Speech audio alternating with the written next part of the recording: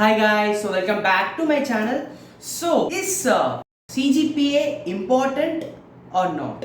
So I know many of you might have this confusion, and nobody, even your seniors, professors, or from random internet sources, have never given you a correct answer, or maybe an answer which will actually satisfy you. Is CGPA important? How much CGPA you need for placements, for masters, for PhD? So all the details we will be discussing in this video. So I request all of you not to skip even a single part of it.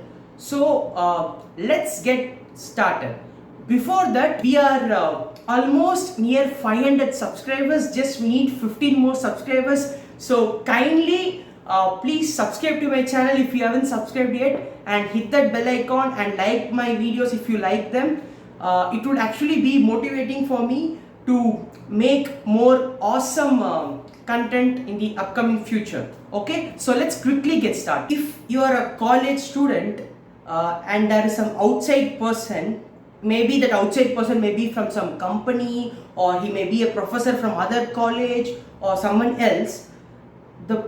If that person wants to know about you, the first thing he will see in your resume, or he will ask you, is what is your CGPA, because CGPA is the it's kind of a proof which shows you how academically strong you are.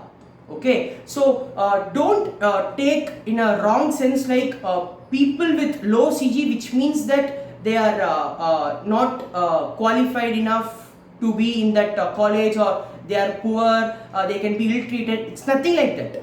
Okay, it just means, CGPA just means how well you have performed in your academics of your respective engineering or any other discipline. If people who's really good, who has really good knowledge about a particular discipline which he is studying, definitely will score better, right? Where does this CGPA plays a crucial role? Take an example. There are two candidates, candidate A and candidate B. He's both of them are applying for maybe internship, or some higher studies, masters or PhD, or campus placement, something like that. And assume both of them have same profile. I mean same research experience or work experience, same position of responsibilities, in the same discipline, same extracurricular, almost same extracurricular activities. It's like, so you can easily say both are equal enough. But the only difference is their CGPAs. One person has a very good CGPA, and other person may have a decent CGPA or little less CGPA. In that case, person who's with a good CGPA has an upper hand, and he gets internship or job or application was anything compared to the other person. So CGPA is important. CGPA is important. Mark my words, guys. If someone else comes and say to you that CGPA is light, it's not important, blah blah blah, please don't listen to them. CGPA is important. Now I will tell you different scenarios where CGPA is important and how much CGPA is important. Okay, first of all, if you are from BITS, you might be aware of Practice School 1 and Practice School 2. These two, it's like some internships which happens 2 months long internship which happens after second year and before third year, that summer gap, and PS2 will happen 6 months long in your final year. Okay, so in these two, the allotment of the companies is purely based on CGPA. Higher your CGPA, higher your chances of getting what company you need. Okay, sometimes what happens, few companies might conduct an additional interview round, but that is after the CGPA shortlisting only. Okay, so for Practice School 1 and Practice School 2, and if you are from BITS, CGPA is important. Higher your CG, better your chances. There is no upper limit, or there is no lower limit. CGPA is must. In that case, you should have a higher CGPA. Okay, second thing, Again, if you're from BITS, you might be aware of merit scholarships and merit cum need scholarships. These scholarships are also based on your CGPA only. Okay, see, merit it's purely based on CGPA, merit cum need CGPA plus your family annual income. Okay, so even in this case, if you need scholarships, you should actually have higher CGPA.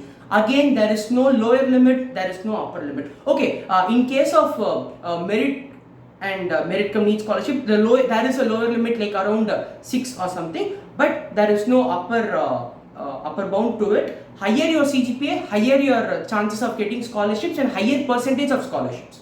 Okay, so CGPA is important in this case as well. Third scenario where let's take you are just some first year student or second year student where you don't have much maybe work experience in some company, or you don't have much research experience. You are just gonna you're just gonna experience that research internship or working internship in some corporate companies. In that case, people will see your CGPA only because you don't have any other experience apart from in technical aspects. You might be having good extracurricular activities or position of responsibilities, but technically you don't have any experience. You are like a fresher, so your CGPA matters there. So again, higher your CGPA, higher the chance of you getting that internship. This is the third scenario where internship where CGPA helps in getting you an internship.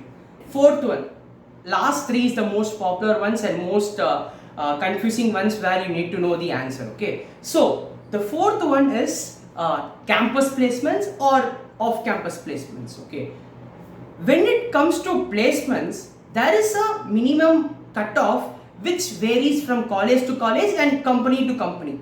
On an average, we can say person who's having a CGPA above 7 is actually eligible to almost all the companies in almost all the colleges. Okay, above 7 he is eligible to apply for companies, and beyond that, once you are above 7 and you got shortlisted, after that your CGPA won't matter that much to get you a job, because a person who's having a high CG, if he does not perform well in the interviews or group discussion rounds, and a person who has relatively less CG compared to the other person but performs well in the interviews and group discussion, this person can get the job, and not a person who's having high CGPA and less performance in his technical interview. Okay, so if you cross the cutoff beyond which it purely depends upon how you perform in the online test round, group discussion round, HR interview round, technical interview round, which will fetch you the job. So in this case, higher the CGPA may not give you job. Okay, and if you want to know how to crack this group discussion rounds, HR interviews, how to make a resume, pre-placement talk, technical interviews, I have already made completely all details regarding this placement process. You can check it out. I'll put that playlist in the description and also in the side button. Please check it out. Okay, and fifth case scenario, if you are a person who wants to go for masters after your bachelor degree. Okay, in that case, guys, CGPA matters. Higher your CG, higher the chance of you getting admits in top universities. Because see, I am just telling about masters, I am not talking about PhD. PhD will come next. Now masters, okay? Because why that universities sees your CGPA? See, it is a proof that you have survived 4 years of college and you technically performed well in all your courses. You are able to manage your academics properly and you are actually able to complete your degree. That guarantee they need for them to give you an admission in their college for masters, so that you will be able to do well in that college in your masters, and you will be able to survive that competitive environment. You will be actually able to complete your master degree with good flying colors. Okay, so that is why they prefer students with higher CGPA. Okay, so higher your CGPA, higher your chances of getting into top universities. There is some kind of lower bound it is there, which is 8.5. See, if you want to go to top universities, especially in engineering, 8.5 should be your minimum CGPA, and after that, higher your CGPA, higher your chances. Okay, and sometimes what happen, beyond 9, somewhere like that, it gets saturated sometimes. Okay, so minimum is 8.5, around 8.5, and maximum there is no upper end, but after 9 it tend to saturate itself. Okay, this is for master. Finally, when it comes to PhD, this is little different than masters, because when it comes to PhD, the admission office from that university, they tend to see whether you can survive the research environment than your academic environment. See, even if you, in case of masters, I said minimum 8.5 would be a very good, it will give you an upper edge. Okay. In case of PhD, if you are above 8 CGPA, that's actually well and good. And in PhD, your research experiences, your paper publication, the conference presentations, your patents, these three has a very high weightage compared to your CGPA. Okay, so in PhD, your other research experiences matter than your CGPA, but again, it does not mean that you have a less than 7 CGPA. Minimum, if you are going for a top universities, you should at least have an 8 plus CGPA. Okay, so I hope I have clearly explained in all the aspects where an engineering or any other college student can next go, like the next step, like higher studies placements. And I've also mentioned what is the safe limits and what is the upper, if there is some upper limit or not. I think I've clearly explained. If you have any more doubts, like in some other unique scenarios, you can always ask me in the comments down below, or you can PM me in Instagram. I'm always active on it. I'll put that my Instagram ID in the description. You can go and check it out. And once again, if you want to increase your CGPA, see, now you might be like, after watching this video, you know, okay, so CGPA is important. Now you might be having a question like how to improve it. I've already made a video on it, so I'll again put that video link in the description as well as in the I button. Please go and check it out. And we are nearing 500 subscribers. Please do subscribe to it. Only 15 more subscribers needed, and hit that bell icon. And if you like my video, like that, hit that like button. And thank you for watching. Bye bye.